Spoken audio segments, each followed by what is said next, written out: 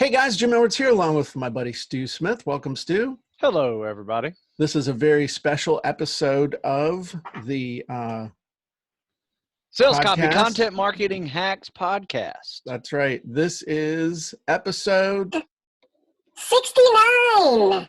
That's right. Episode 69. And remember, length does matter. So let's talk about what we're going to talk about today, Stu. Well, first thing, we will, whenever I put this up on YouTube, I will make sure it's not for kids.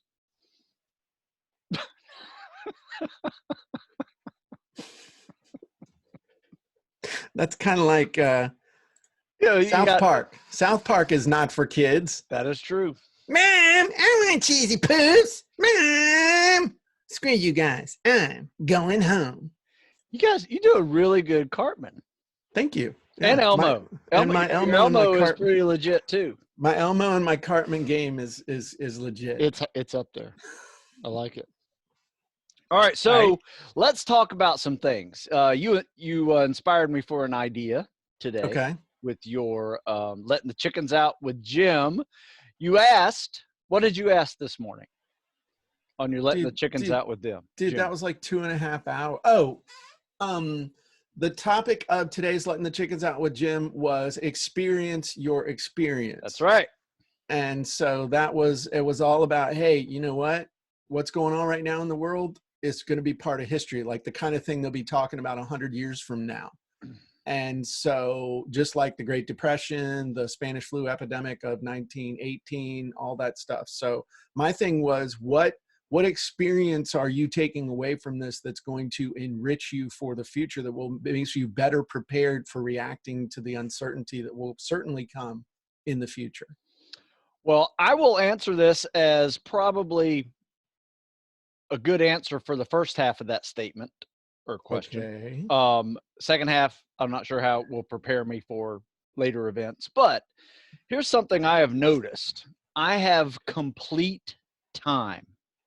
And what I mean by that, I have complete time to focus on tasks where my normal life isn't interrupting your work productivity. You know, when you work from home, you never leave work, but Yeah. You also are constantly interrupted, and you just have to put things off, you know, with work to go handle things that are going on at the house, you know, if you want to be a functioning member of the household, that is.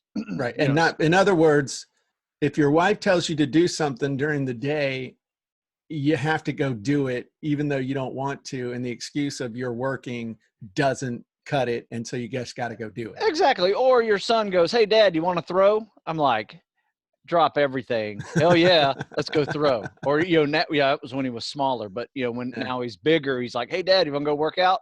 Hell yeah, let's go work out. You know, so, you know, I can't miss those times. So, you know, I'm just noticing that my productivity level is so much higher now because I don't have to go run that errand. I don't have to be somewhere. I don't have to take a meeting and, you know, meet somebody for lunch.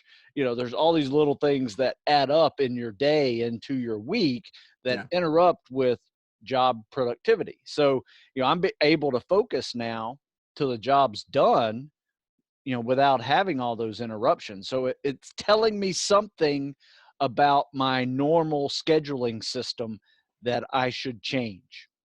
Whether that is get up earlier when there's no interruptions when it's early, or stay up a little later when there's no interruptions when it's later.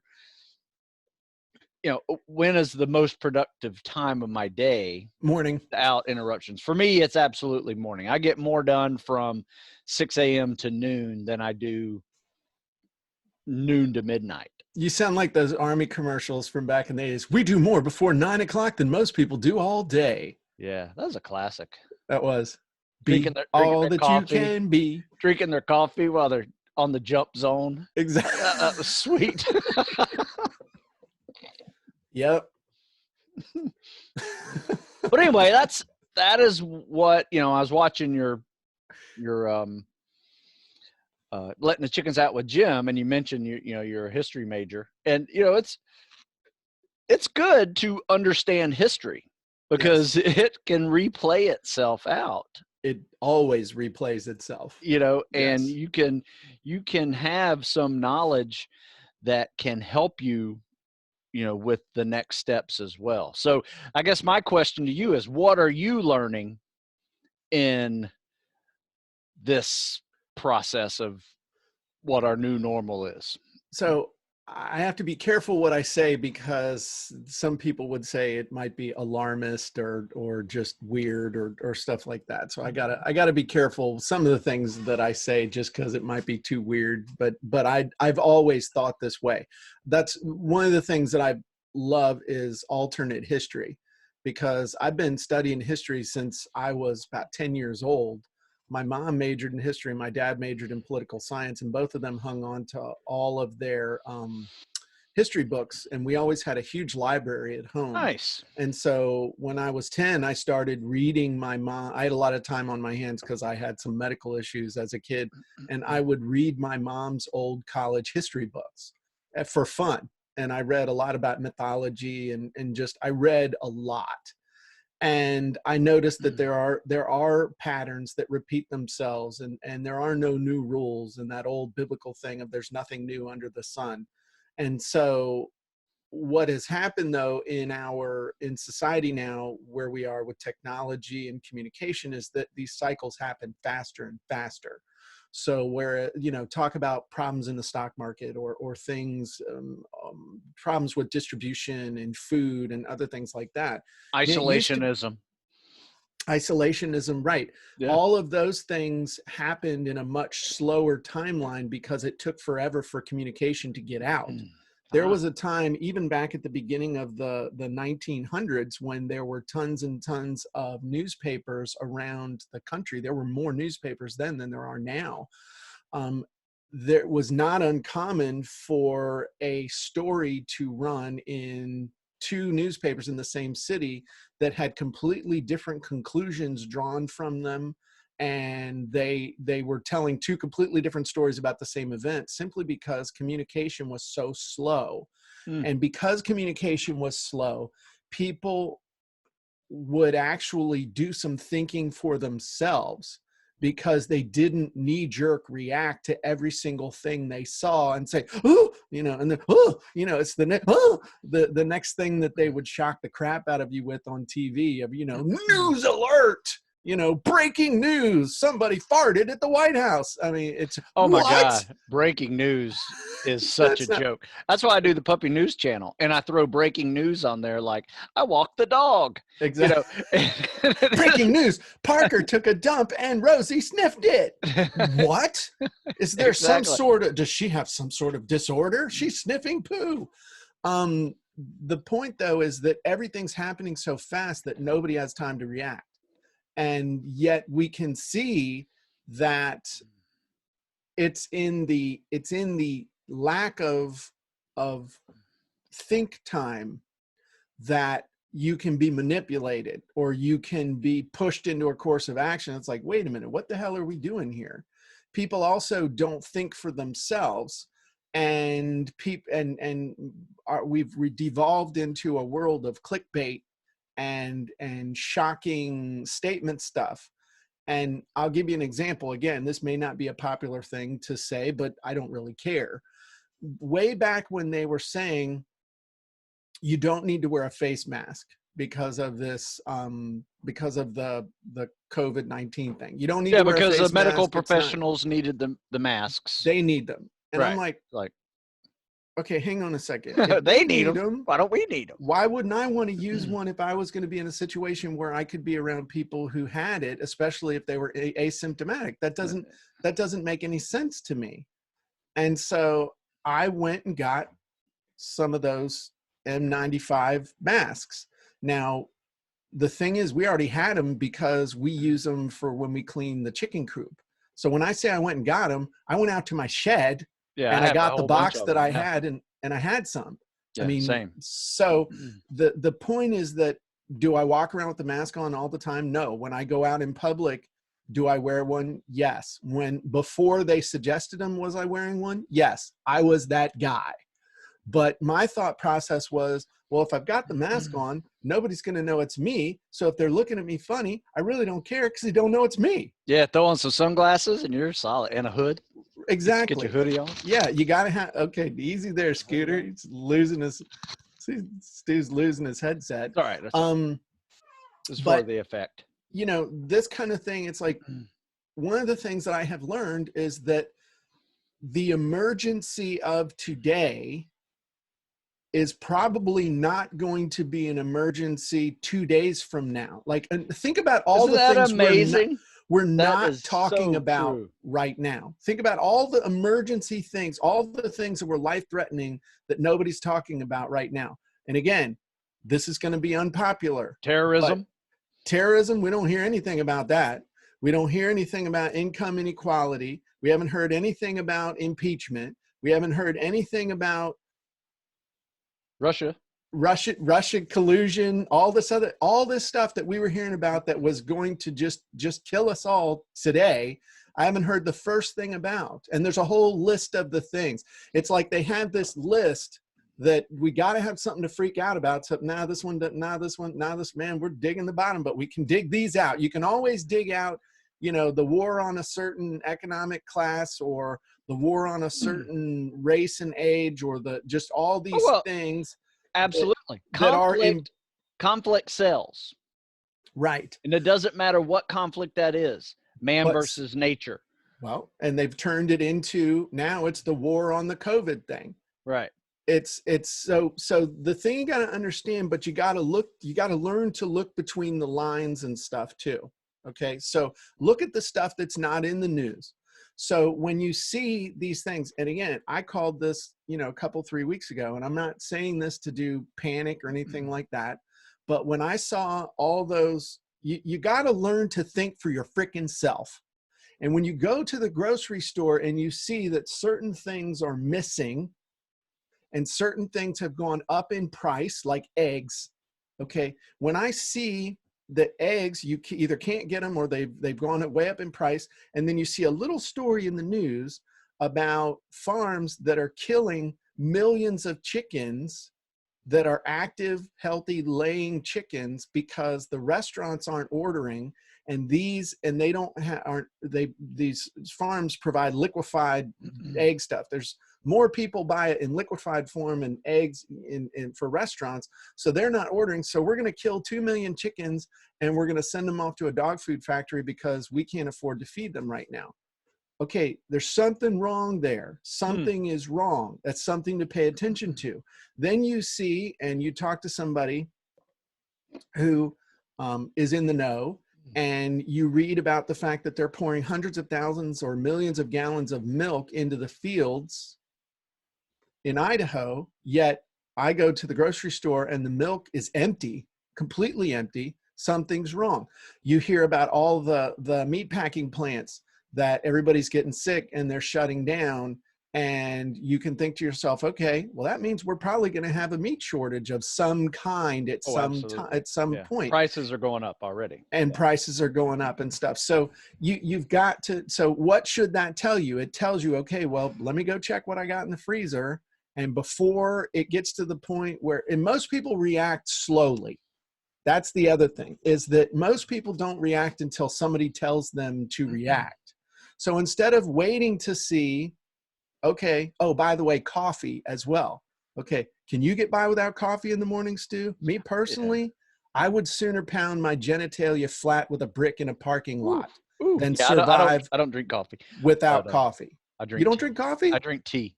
Okay, could you survive without tea, or would it be a bad day in the Smith household? It wouldn't be fun. Okay. You know, I'd probably have a headache for a few days.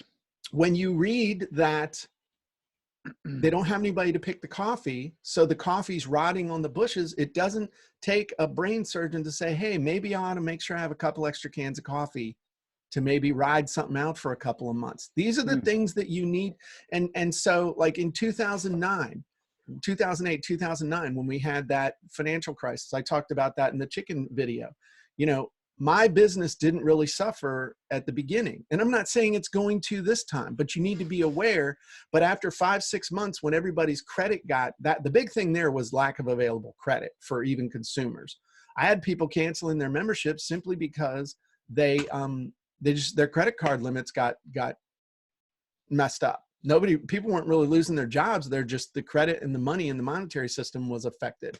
Yeah. You know, I'm not saying that's going to happen now, but what I am saying is that you need to just pay attention. Use the things you've learned in the past to influence your behavior now, which is going to affect your results in the future. I mean, I think about things now with my fitness that I didn't used to. Like, I got a real bad ear infection right now that's getting much better. Thank you very much. But I haven't worked out since Friday. And so I'm thinking to myself, holy crap, 5 days of not working out. And then I'm going to have to adjust to a rebuilding schedule. And I'm going to have to go back to, you know, jumping jacks and push-ups and pull-ups and, you know, doing all that stuff. And how's this going to affect my weight? You know, if I got to watch what I'm eating even more now. Yep. And it's just being aware. And awareness comes from experience. And most people, when you first experience something, you get hit in the face with a baseball bat because you just don't know. But once you do know, or once you have that experience, learn from it. Most people repeat the same mistakes over and over and over because they're waiting for someone else to tell them how to behave, what to do, what to think, how to react, how to plan, and what to do as a result of what's going on. And that's how you get controlled by the media, controlled by politicians, controlled by unscrupulous salespeople. That's how people control you. But it is very hard to control someone who is capable of thinking for themselves, who is capable of defying common logic, you know, just the common thing, because we've seen a lot of things in the last few months that were considered, I don't know if common logic, whatever, were like the prevailing thoughts that turned out to be wrong. Yes. Yeah. And so you've got to learn how to think for yourself and have the confidence to stick by it for yourself and your own thoughts. I saw some really good stories the other day about people who are that person that you're talking about. You know, the person that is thinking for themselves. And, you know, the farmer who's decided, you know what, I'm not going to dump all these gallons of milk out. I'm going to sell it. You know, and he had a line of cars going to his farm to buy milk. He just took out the middleman. Yeah. And now is making more money. And now the government will probably come in and tell him that he's not set up to do direct-to-consumer sales, and they'll fine the shit out of him and he'll end up in jail. Yeah, but then he'll wind up getting some kind of farm subsidy. That's fine. Which I wouldn't begrudge him that. Yeah. You know, anyway, it's I wouldn't either. But, you know, it's the system. You're absolutely right. Is jacked. I know of somebody else who, in a similar situation, had a trucking company doing a specific type of trucking when it was waste removal stuff, but it was for consumers. And so when all this stuff happened, his business just stopped. And so he laid everybody off, and he's like, man, I can't do this. So he ended up calling a bunch of hospitals and said, hey, do you have any extra stuff that needs to get hauled off? They're like, where the hell have you been? We can't get anybody to come and haul this stuff away. They got all this extra, you know, stuff they got to dispose of. Yeah. He hired everyone back and more. So it's looking for new opportunities, thinking for yourself, and figuring out how you can serve the world in the circumstances in which you find yourself. Again, looking at your own experience, looking at other people's experiences. Solving problems. Solving problems, absolutely. Right now I'm reading a book that's called, I can't remember the name of it, but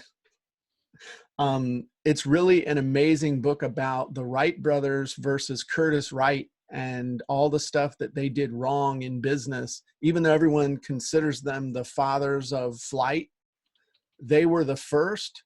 But the guy who got rich was the guy who didn't try to keep it all to himself, a guy named Curtis Wright, that shared as much information as he could, because he was the guy building the lightweight, powerful motors that everybody needed to power their early airplanes. Right. And so you probably heard of the airplane company Curtis Wright.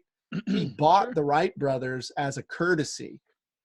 He didn't have to. He bought their company as a courtesy because they had screwed up in business so badly, and this dude got freaking rich. So Nice. just being smart about stuff so you can learn from other people's experience. Well, here's another great story too. You heard about the guy who created Feed Brooklyn, right? He saw two problems, right? His favorite restaurant wasn't doing any business. I think they did 5 orders in a day, you know, for carry out on the sidewalk, right? People come up and say, can't sit in, but they're going to do carry out. They did 5 total orders. He goes, I can't keep up with this, obviously. And he just had the idea to take donations, get food made by the restaurants, take it to the first responders who are working 18-hour days and need food. So that's what he does.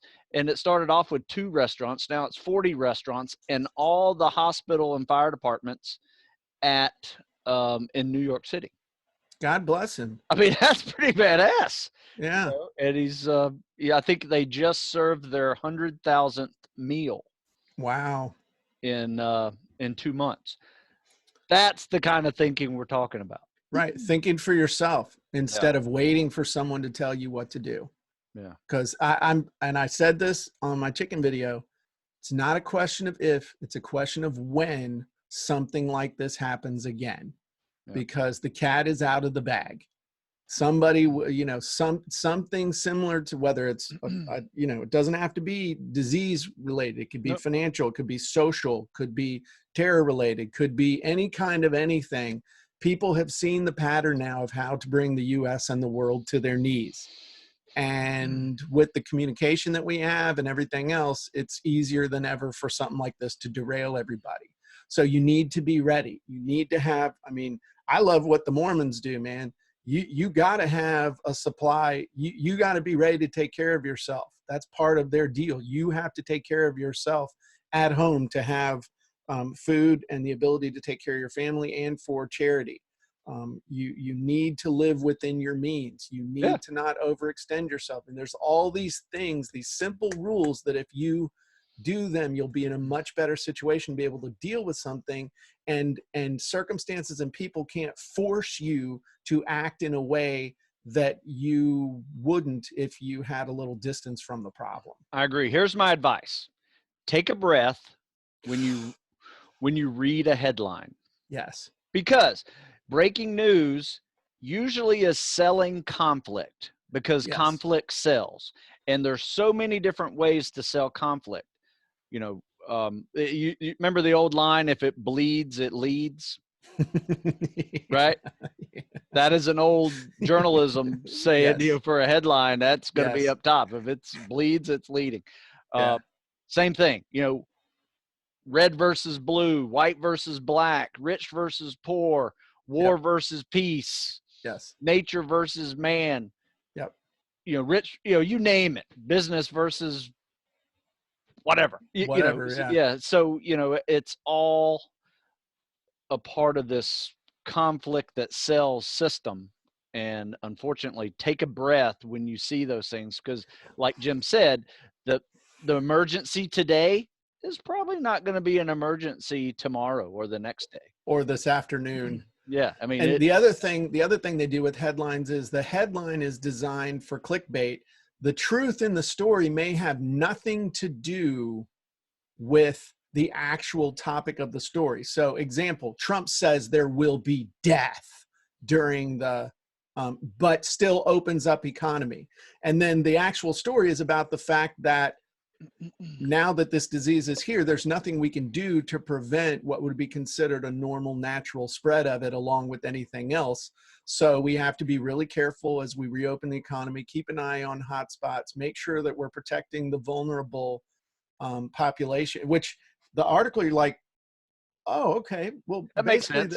That makes sense. Okay, that's cool. But if you're only reading the headlines, it's Trump says there will be death, but we'll open the economy anyway. Well, you know what it is? It's good sales copy. Exactly. That's what it is. But understand that that is someone with an agenda who has an objective to get your, to basically buy your time, and you pay them with your time, or to sell you their ideas and you pay them with your time and attention. Yeah. So just be careful. Yeah. This will you realize, of course, that we'll probably get this podcast episode removed from YouTube as fake news. This will be our first one that's going to get removed. Well, that'd be interesting. We'll have to do another 69 one. 69 more than once? Anyway, I think with that one, we're just going to go. I don't know if this had anything to do. Well, let's bring this around to sales copy and content marketing. It did have something to do with sales copy. Okay. You know, headlines in the media, in the news, are clever sales copy. Yes, that ain't content. That's sales copy designed to get a click. Yes, and take a big deep breath, watch your knee-jerk reaction, and think for yourself. Absolutely. There you go. Cool. Well, that's a good one. Well, everybody have a great day, and we'll talk to you soon. Bye-bye, everybody.